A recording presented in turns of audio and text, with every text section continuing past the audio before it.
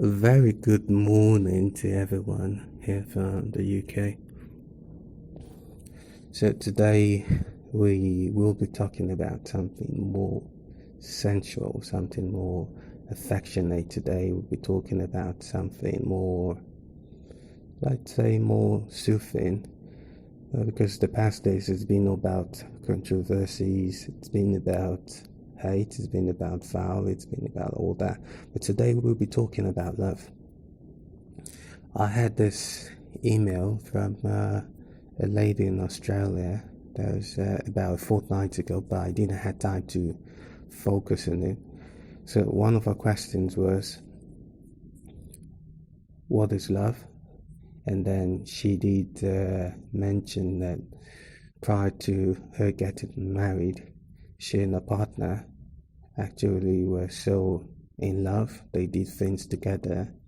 And eventually, when she gave birth after marriage, the first child and then the second child, the partner told her he didn't find her attractive anymore. Long story, so I don't want to go back into it because certain people might call me feminist or otherwise. So then she asked, "Is it right for him to say that?" And she in a message, in an email, she was worried that she's going through depression and stuff. So I wouldn't go into depth what she actually said, but I'll just speak that point and then I'll address it. So first, you need to know what love is. Love is a feeling of deep affection. That's one.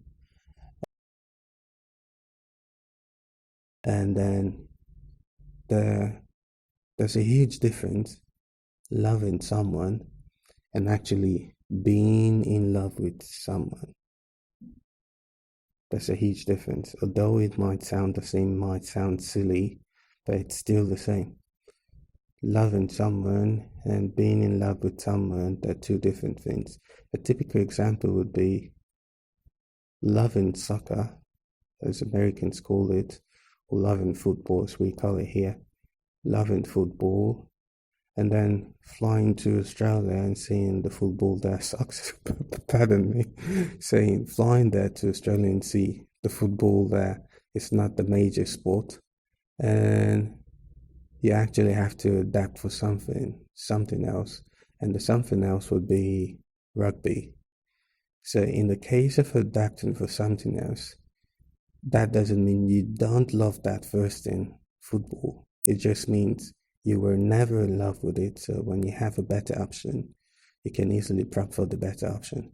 Whereas being in love with something, being in love with someone, it means through thin and thick, you're in. Come rain, come shine, you're in. So the other point I like to give here is that when someone loves you, it doesn't mean they wouldn't complain about your imperfection. But when someone loves you, they accept your imperfection to make it perfection. They accept that imperfection in you to actually make it perfection. And they give you assurance, they give you self confidence in the aspect of your own imperfection. So basically, if someone is already telling you, or they don't like how you feel and they feel disgusted by your physical appearance or whatever, it already raises the red flags to say you have to be careful, or you have to you must start seeking counseling.